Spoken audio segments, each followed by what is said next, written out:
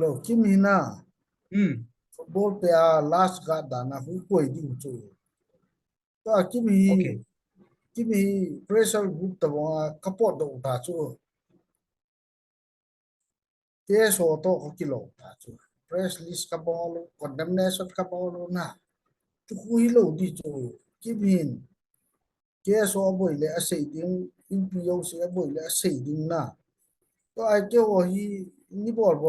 wa chama ni ti wa press lisa ka ma thau ta chu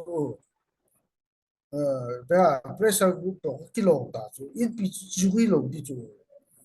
boy sei di ya ki pi Adi, man adi. pi chun district in pi to a so ta ho loi nai le cho ka sei di chu to mi mi ho loi mi si lo loi le sa da so loi na to api hi ke o hi ke o hi wa chama ka influence ta na ani chu na ball po we na sei po we ti ya chu ka bol wale pressure group to kilo da chu I pi to kilo ta lo na ai pi la kho po ga la he in war and love there is everything is fair na kho po hi yong le ya hi I pi miau si na oi mo miau si na tai mo trust deficit isa ka na tu chu ga hi ipi kidem ngaya ka chiu chu ipi te na mai sanu ge na nini ka bitu ta ipi te ka ngai sa chu na mai sanu ge ni ma cha na bol ngam pu ge ke so te to kilo do ta chu ayong le kho pu ga la he na ki thu dan te bol te bol na te na ho loi pan hin lao na ho rao ji lo na chu a ji u chu ipi na se chi le ko na se de ta na tu ya mi da ga se chi thai chu ipi na se chi la le last and final ta chu tu no ya bo rong le wen in pi in in pi o ai le ki chai ta chu in pi ba da se dim ta lo chu apex body of the cookie tribe su na ta chu te ma khat ti ya ya chu ka ha za nom ji lo yong le nam ngai lu na hoi mi pi la clarification ball in na ti ji ya chu na ki hu za internet rồi hoi ti lo ki ti hu dem ki ka boy pi ama sa chu nga chu da tor sei len chu ha vet nom be se je wa chu ki lu zo ta lo na ai tu ni ko lu te ji chu pa thu kan sei no go ahead Anh nghe pa. Taki pa ya chu velin wa chinan da silam. da do win lang na Ừ. ball wi ai na min lal chi zoom sa hen google mi zo mang ta wo chi na pe All right. Paso thang puso thang na say no mum le kilome na nan raise dan. Pum kham puso thang na say no. No kizalo, no kizalo.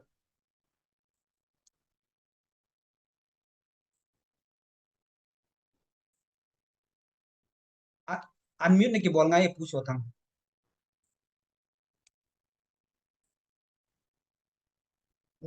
ta Ha, chu in say jeng ok. Ho punan se chu press release ka kicha ki go tawe ti chu hiloding e kum khat wal galin do hitain kang po pin amo sa ya do cyclin amo pan area man ado ting nepal 41 sample ki bangso pule pa tenggar na sa to ki bang to chu tu gar sa no to hi 14 nepal district nga chu volunteer le samsa ho ki ka chu thilung ki jamei tai adi nai chimchun amo po na chu tiếng nó palin pite su angen sena pi to akim rule apply dang aki dei su district in POC to in hoi ta to khoma samsa ho to khoma central command ni agang the pena sim do ngai hi chi sim do lo ba district in pi mo po na koi chan ma chu buina am thu thu di ti ka siro no meni hi chun pu nam na lai chuna request ka bole hi ông này request ka bole dunya hi ke vai hom na dung ya chu in pi ho chu mo pu nanin pi hi ichani gan sa no hi ta in mai la ma kali su na the no step ila the ni no chun in assembly ni se yo central command ka sim no ding ti pau chu tu chung Shillong assembly nang lun ting ole agang thei penin district in pi presence secretary si to thing noi lam kai ho sam sa ho to khoma a district a volunteer le UG ki ka sam sa ho ki ka keng khana platform phana din khom de plus each and pum pi central command ka sim do de hi chiro chu play nai lo chu tu chan ria hi alung hang ke lo so nam ka ngai lu ya ka se ingai lu so ke nai be hi chi sim nai lo wa ka he ni agang thei pe na ti sim no lo le satin sar lung ya neu tin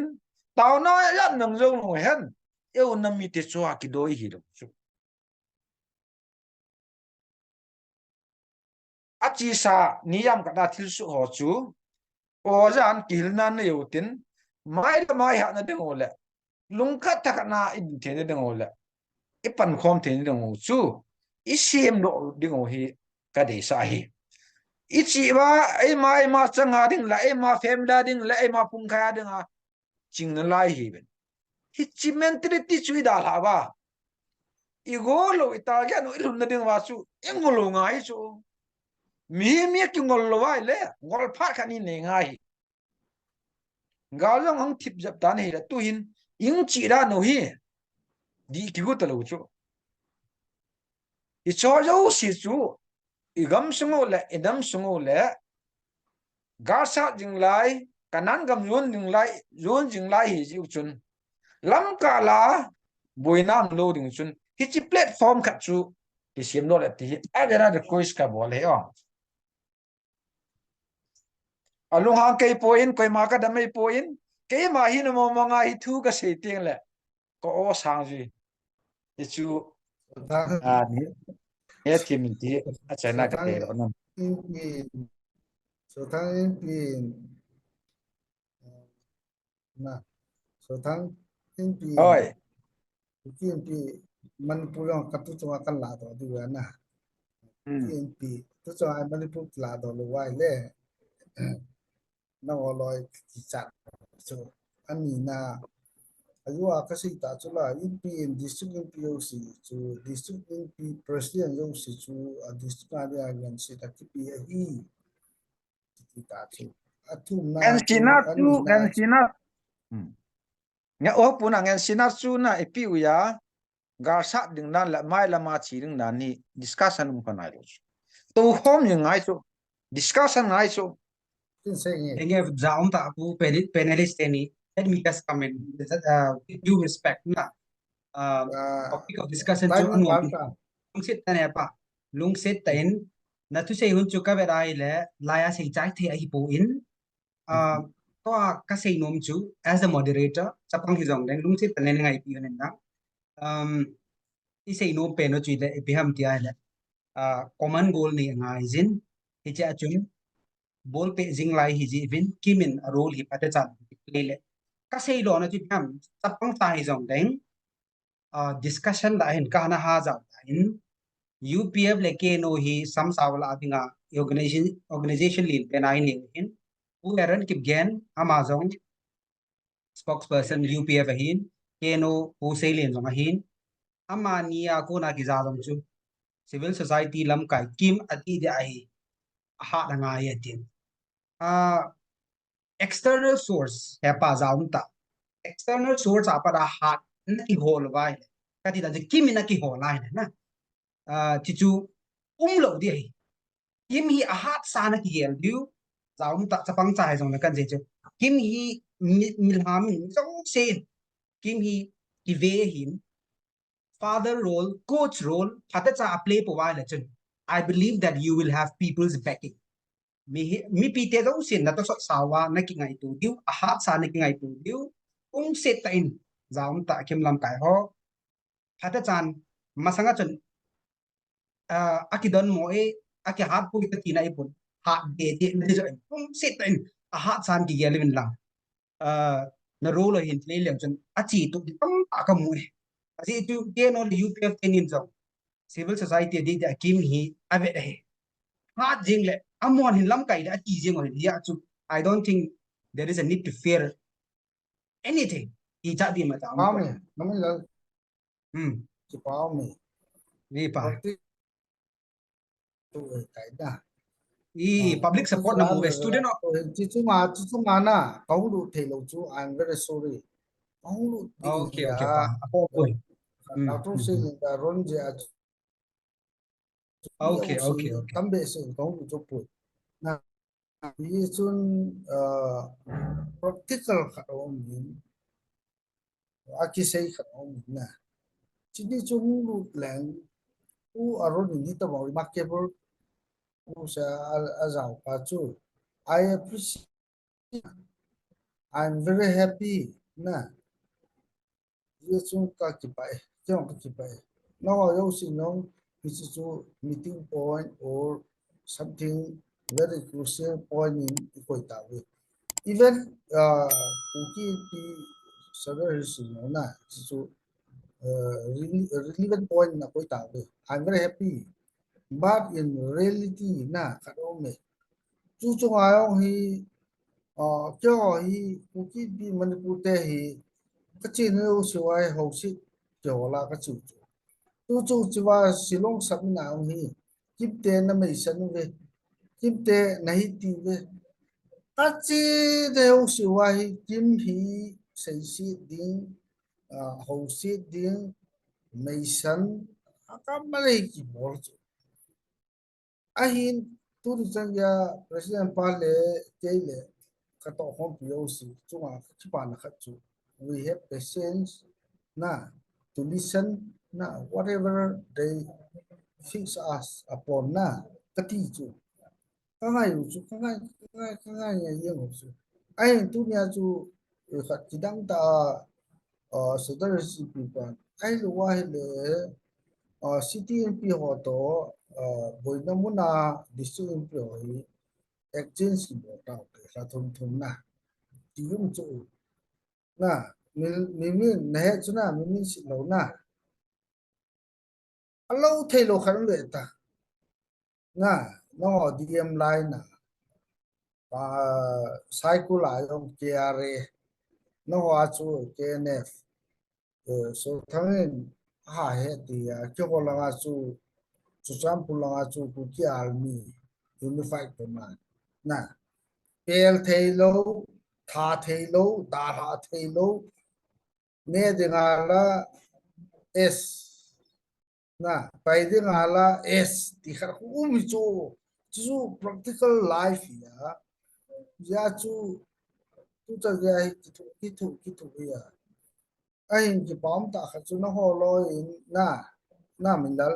na ho lo hi ta bon nan bol wa hi te kha kha chu ki sei do chu outreach ki bol chu na atam zo hi ki thu hi bo chu to ayo chan de ni su se chu Ukin pinabor thai sun chu him khap chu eo customer chu koi it pi him khap koi na pomo vivi jong pomlo uk jong pomlo chu la ai wanga chu in pin boarding alom chu ki bor chu ichi al parke wale ban chu step la ki diana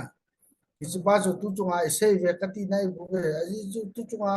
to bu ni vivi versus su ya chu su eng eng ho ya pa hi api thau ngai ipjnem ti le su bina gal ki kap the na khat